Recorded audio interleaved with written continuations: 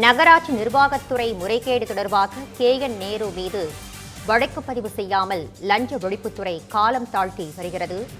இதனை முக்கிய செய்தியாக நாம் பார்த்து வருகிறோம். இது பற்றிய விரிவான தகவல்களை வழங்குவதற்காக நமது செய்தியாளர் செந்தில்குட்டி இணைகிறார். செந்தில்குட்டி, இது குறித்த முழு விவரங்களை பதிவு பண்ணுங்க.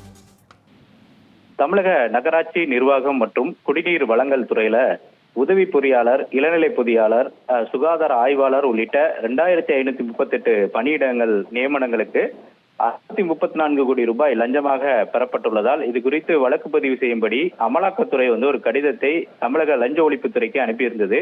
இந்த கடிதத்தின் அடிப்படையில் வழக்கு பதிவு செய்ய லஞ்ச ஒழிப்புத்துறைக்கு உத்தரவிட வேண்டும் என்ற ஒரு கோரிக்கை வைத்து அதிமுக MP இன்பதுரை இந்த சென்னை உயர்நீதிமன்றத்தில் வழக்கு தாக்கல் செய்யப்பட்டு அந்த வழக்குல முகாந்திரம் இருப்பதாக சென்னை உயர்நீதிமன்றம் கருதி உடனடியாக லஞ்ச ஒழிப்புத்துறை வழக்கு பதிவு செய்து அந்த துறை சார்ந்த அதிகாரிகளிடம் விசாரணை நடத்தி சட்டப்படி நடவடிக்கை எடுக்க வேண்டும் என்ற ஒரு உத்தரவை பிறப்பித்திருந்தது.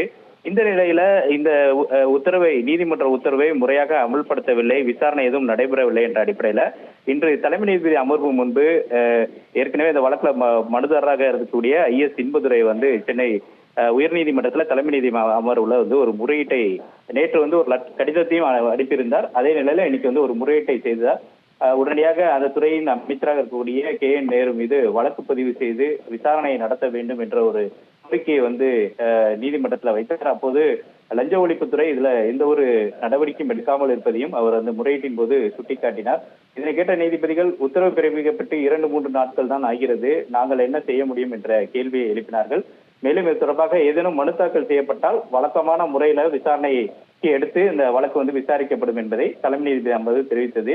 இதனிடையே இந்த விவகாரம் தொடர்பாக நீதிமன்ற அவமதிப்பு வழக்கு தாக்கல் செய்ய இருப்பதாக IS இன்பதுரை தரப்புல முடிவெடுக்கப்பட்டிருப்பதாக அவர் தரப்புல தெரிவிக்கப்பட்டிருக்கிறது. உங்கள் விரிவான தகவல்களுக்கு நன்றி செந்தில்குட்டி.